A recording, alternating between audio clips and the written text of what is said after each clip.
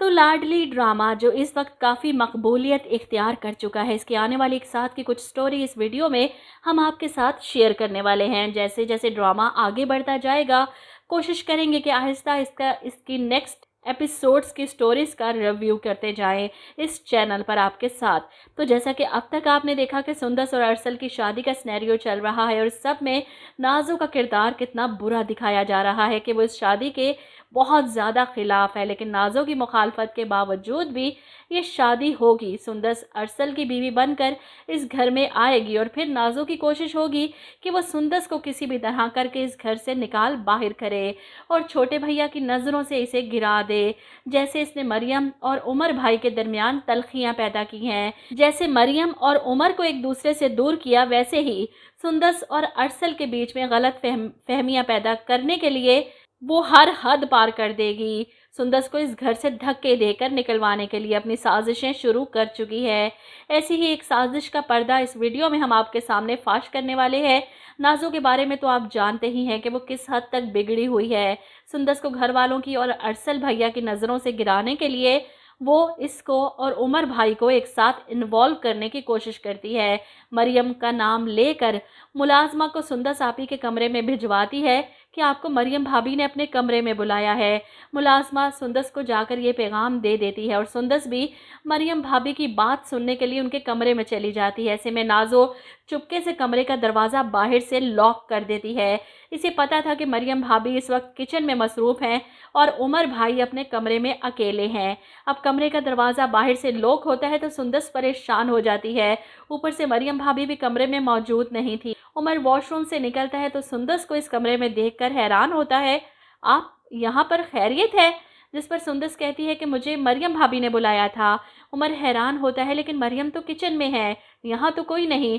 ऐसे में दरवाज़ा बाहर से किसी ने लॉक कर दिया है। सुंदस परेशान उमर कोशिश करता है दरवाज़ा खोलने की, लेकिन दरवाज़ा नहीं खुल रहा। वो आवाज़ें देता है कि दरवाज़ा खोलो और वहीं बाहर भी शोर बर्पा हो जाता है कि सुंदस इस वक्त उमर भाई के कमरे में लॉक है और ये शोर भी नाज़ो की तरफ से ही मचाया गया था। सब घर वाले उमर के कमरे के बाहर खड़े हैं दरवाज़ा खोलने की कोशिश में। इसहाक साहब चिल्लाते हैं, चाबी लेकर आओ। दरवाज़ा खोला जाता है और सब कमरे में फ़ौरन दाखिल हो जाते हैं। सबाहत बेगम सुंदस को उमर के कमरे में अकेले पाकर गुस्से से चिल्लाती हैं कि तुम इस वक्त उमर के कमरे में क्या कर रही हो? सुंदस परेशान कि मुझे मरियम भाभी ने बुलाया था। वो मुलाजमा को आवाज़ देती हैं कि आपने ही तो मुझे आकर पैगाम दिया था कि मुझे मरियम भाभी ने कमरे में बुलाया है। अब मुलाजमा जो नाज़ो की वजह से खामोश थी बता ही ना सकी कि मुझे नाज़ो बीबी ने कहा था, क्योंकि नाज़ो ने इसे डरा धमका कर इसका मुंह बंद करवा लिया था पहले ही। मुलाजमा मुकर जाती है तो सुंदस को अंदाज़ा हो जाता है ये सब नाज़ो का किया धरा है। वहीं मरियम भी परेशान उमर की तरफ देखती है कि मैंने सुंदस को नहीं बुलाया। ऐसे में सबाहत चीखती हैं, तुम जानती हो सुंदस कि उमर तुमसे तुम्हारा रिश्ता ख़त्म हुआ था, इसके बाद तुम्हें ज़्यादा मोहतात रहने की ज़रूरत थी। ये क्या हरकत की है तुमने? क्या कर रही हो तुम उस वक्त उमर के कमरे में? जवाब दो मुझे, जब मरियम ने तुम्हें बुलाया ही नहीं। ऐसे में अरसल चीख पड़ता है, मम्मा खुदा के लिए बीवी है मेरी, इस पर इल्ज़ाम लगाना बंद करें। ऐसे में सुंदस सबके सामने नाज़ो की तरफ इशारा करती है, ये सब नाज़ो की चाल है, इसी ने मुझे फंसाने के लिए ये सब किया है। और नाज़ो फ़ौरन चीख पड़ती है, झूठ क्यों बोल रही हो सुंदस आपी? अब्बा जी ये देखें, मुझ पर इल्ज़ाम लगा रही हैं। मैं तो अभी आपके सामने ही कमरे में आई हूँ, मुझे क्या पता ये बड़े भैया के कमरे में क्या कर रही हैं?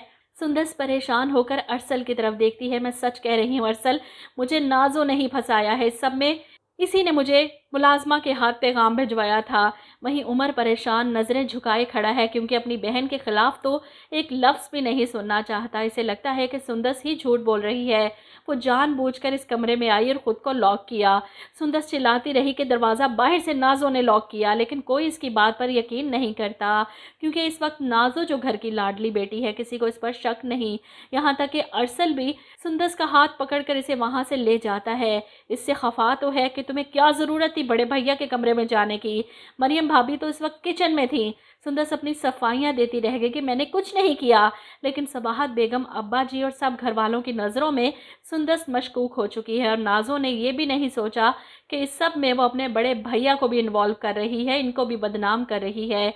मरियम परेशान, कश्मकश का शिकार, कभी उमर को देखती है, कभी सुंदस को। नाज़ो ने एक तीर से कितने शिकार कर लिए, मरियम और उमर के दरमियान में गलतफहमी पैदा कर दी, वहीं सुंदस और अरसल के बीच में नाराज़गी और घर वालों की नज़रों में सुंदस का किरदार भी मशकूक बना दिया।